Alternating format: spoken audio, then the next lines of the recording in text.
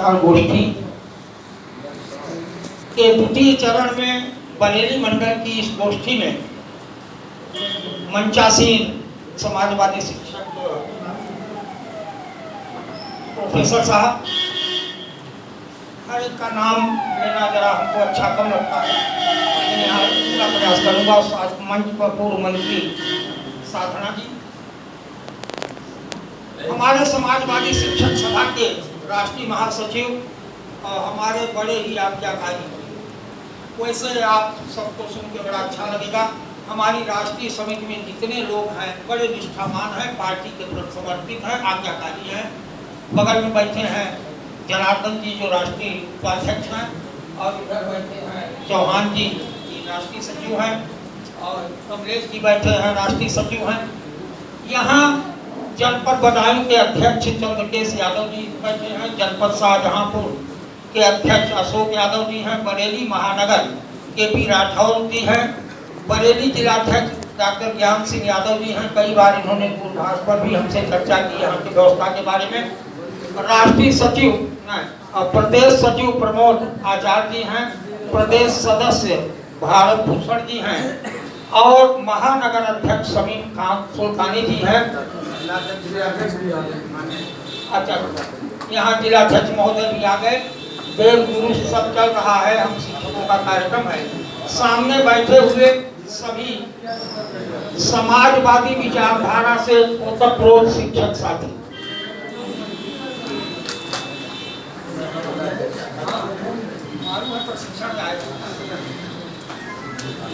आप सबसे मुखातिब होने के लिए दूसरी बार माननीय राष्ट्रीय अध्यक्ष जी ने अवसर दिया, तो मन में उनको साधुवाद देता हूँ और खुले में आपको साधुवाद देना चाहता हूँ कि जो 5 बजे, क्योंकि शिक्षक होता है जो छोटा आदमी, हम भी शिक्षक जीवन कर रहे हैं, 10 से 4 के बाद वह कभी रुकता नहीं, और 5 बज गया है और आप बैठे हैं, तो आप सभी बधाई के पात्र हैं। क्यों बैठे हैं? क्योंकि समाजवादी विचारधारा के आप संरक्षक हैं और संपोषक भी हैं, संवाहक भी हैं। अब इसी नाते मैं आपसे होने के लिए यहाँ इतनी दूर से आया हूँ। मित्रों, आप सभी जानते हैं 5 सितंबर को मैंने राष्ट्रीय सम्मेलन किया। इतनी भीड़ हो गई कि हम अपने शिक्षकों से मुखातिब नहीं हुए, बात नहीं कर पाए। यद्यपि शिक्षा प्रेरक से लेके और प्रोफेसर तक की जितनी भी समस्याएं हैं सब हमने लिखित माननीय राष्ट्रीय अध्यक्ष जी को दिया। सहानुभूतिपूर्वक उन्होंने विचार करने का आश्वासन दिया, लेकिन अभी हम कर ही क्या सकते हैं, अभी उनके पास सत्ता नहीं है। अभी तो हमको आपसे आश्वासन लेने के लिए मंडल वाइज घूम रहा हूँ, क्योंकि कृतज्ञता का पाठ हम शिक्षक पढ़ाते हैं लोगों को, लेकिन हम स्वयं अगर कृतज्ञ नहीं होंगे, जैसा कि शिक्षा मित्रों ने कर दिया, 1,72,000 शिक्षा मित्रों को एक साथ सहायक अध्यापक बनाने का काम अगर कोई मुख्यमंत्री कर सकता है तो हमारे राष्ट्रीय अध्यक्ष माननीय अखिलेश यादव जी कर सकते और कर दिया। लेकिन आप कैलकुलेट कर लीजिए, 1,72,000 परिवार अगर 2017 के चुनाव में साथ रहा होता तो आज आपकी सरकार होती। ऐसा नहीं हुआ, इसलिए हम, लेकिन माननीय राष्ट्रीय अध्यक्ष जी पूर्ण उदार हैं, सहायतावादी हैं, ऐसे पिता के पुत्र हैं जो शिक्षक रहा है। आपके पास पुराना अनुभव होगा कि शिक्षक हित का काम या तो माननीय नेताजी ने किया है या हमारे राष्ट्रीय अध्यक्ष माननीय अखिलेश यादव जी ने किया है। नेताजी ने 3 बार, उन दिनों हम लोग नौकरी में थे, 3 बार संविदा शिक्षकों को पूर्णकालिक शिक्षक बनाने का काम किया। जो पुराने लोग हैं सब जानते हो। और हमारे राष्ट्रीय अध्यक्ष जी ने शिक्षा मित्र का हमने बता दिया, राजकीय डिग्री कॉलेज और राजकीय इंटर कॉलेजों में जो संविदा शिक्षक थे, मानदेय पर काम करते थे 8,000 10,000 महीने पर, उनको पूर्णकालिक शिक्षक बना करके आज 1.5 लाख पौने 2 लाख रुपया वेतन करते हैं। यह कोई महान व्यक्ति को ही कर सकता है। हमें आपको गर्व होना चाहिए कि आज हमारे पास माननीय अखिलेश यादव जैसा नेता है। आश्वासन आपसे लेने आया हूँ, शिक्षा प्रेरक से लेकर और प्रोफेसर तक से क्योंकि शिक्षक कर्मणा समाजवादी होता है। जन्मना तो हम नहीं मानते, उसका पेशा ऐसा है कि उसको समाजवादी होना पड़ता है। वह किसी जाति में विश्वास नहीं करता, उसके पास सभी छात्र बराबर होने चाहिए, होते भी हैं, शिक्षक रहा हूं, देखा भी हूं।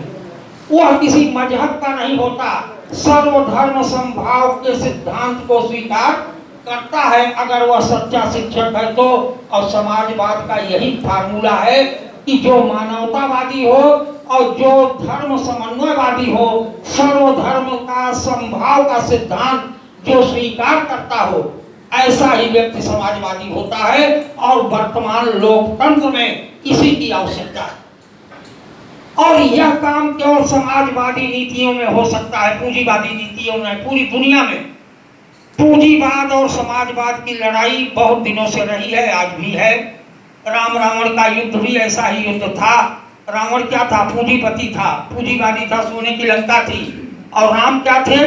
समाजवादी थे। एक समाजवादी को क्या करना चाहिए, यह राम से सीखना पड़ेगा। डॉक्टर लोहिया ने चित्रकूट में रामायण मेला की स्थापना करके यह बताने की कोशिश की कि आप समाजवादी हो तो उनके दिनचर्या और सिद्धांतों की नकल करो, आप जोड़ना सीख लो। अगर आप जोड़, जैसे वो अयोध्या से चले, वनवास हुआ तो निषाद राज मिले, मल्लाह मिले, नाविक मिला, जो भी मिले, सबको गले लगाते हुए चित्रकूट पहुंचे तो वहां के आदिवासी लोगों को सबको जोड़ते चले गए। और आगे चले गए किष्किंधा में तो बानर भालू जितनी जातियां मिली सबको जोड़ते चले गए। और इतना जोड़ते चले गए कि अंत में दुश्मन के भाई को भी जोड़ लिए। अगर वह न जोड़े होते तो लंका विजय न होती। तो आप जोड़ना सिखाते हो बच्चों को ना, अरे जोड़ घटाना ही तो पढ़ाया जाता है। तो आप जीवन में जोड़ना सीखिए और अपने नन्हे मुन्ने बच्चों को जोड़ना सिखाइए, उसके गार्जियन से जुड़ना सीखिए। अगर आप यह सीख गए तो समाजवाद की नींव इतनी मजबूत होगी कि उसको कोई हिला नहीं सकता। देखिए, कहीं न कहीं हम शिक्षकों से धोखा हुआ है, या नासमझी हुई है, या हम भाजपा के बहकावे में आ गए। नहीं तो 14, 17 और 19 में समाजवादी पार्टी की यह दशा न होती, पराजय न होती। क्योंकि देखिए, हम लोगों ने भुगता है। 2004 और 5 में मैं गवर्नमेंट एम्प्लॉई था। नुकसान करना और अच्छी बात कह करके नुकसान करना भाजपा वालों से लोग सीखे। अगर आपका वो नुकसान करना होगा तो उस नुकसान को ध्यान से सुनिएगा। अगर आपका नुकसान करना होगा तो उस नुकसान को इतना फायदा बता करके कर देंगे कि आप उनके सामने बोलने को तैयार नहीं होंगे। ऐसा ही काम उन्होंने किया था जब 2004 में वो पुरानी पेंशन बंद करने जा रहे थे। इतना बताया।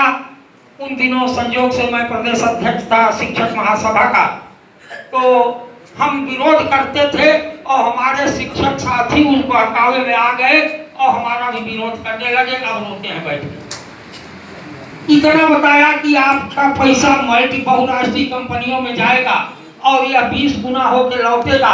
आज जो पेंशन पा रहे हैं इसका 10 गुना आपको मिलेगा। और इस लाभ में ताली बजाते हुए लोगों ने उसको स्वीकार कर लिया। रिजल्ट आपके सामने है।